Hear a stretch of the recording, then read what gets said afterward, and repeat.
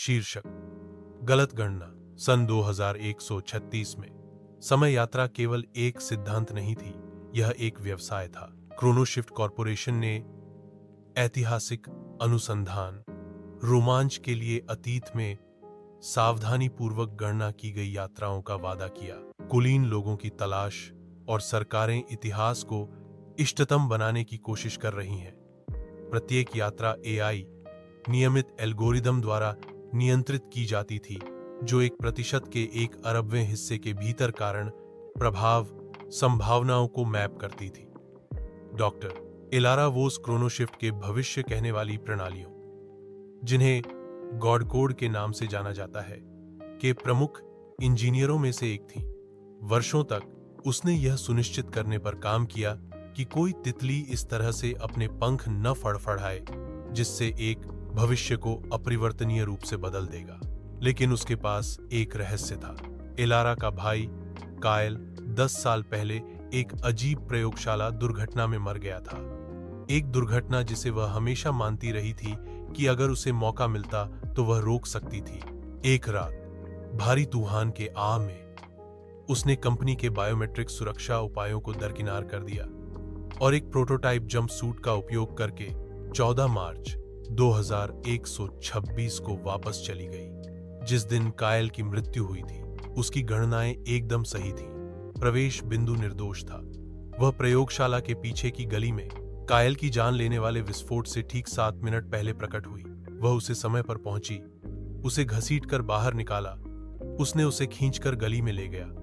वह घबराया हुआ था, लेकिन जीवित था। मुझे समझ नहीं आ रहा है एलारा, उसने पूछा। तुम बूढ़ी हो गई हो।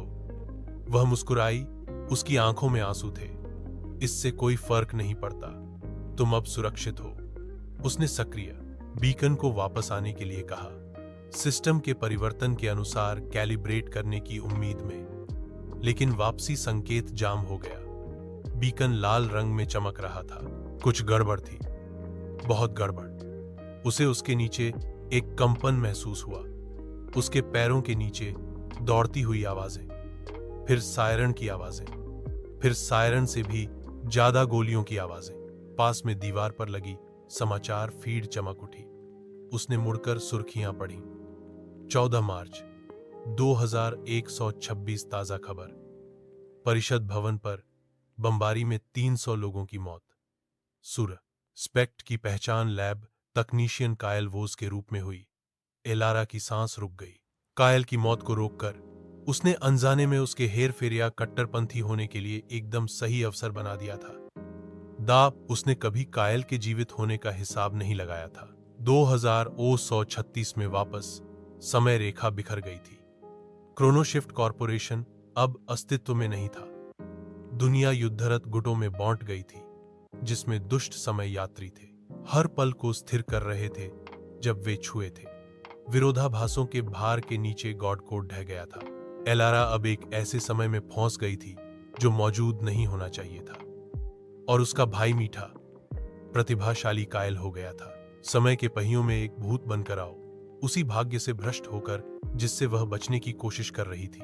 जैसे ही उसके चारों ओर शहर जल रहा था, एलारा को सच्चाई का एहसास हुआ। समय फिर से बुना जाने वाला धागा नहीं था। यह एक ऐसा घाव था जो से फिर से खुल गया। हमेशा के लिए खून बहता रहा और कहीं बाहर उसकी एक और आवृत्ति इसे ठीक करने की कोशिश कर रही होगी। क्षति स्थायी थी।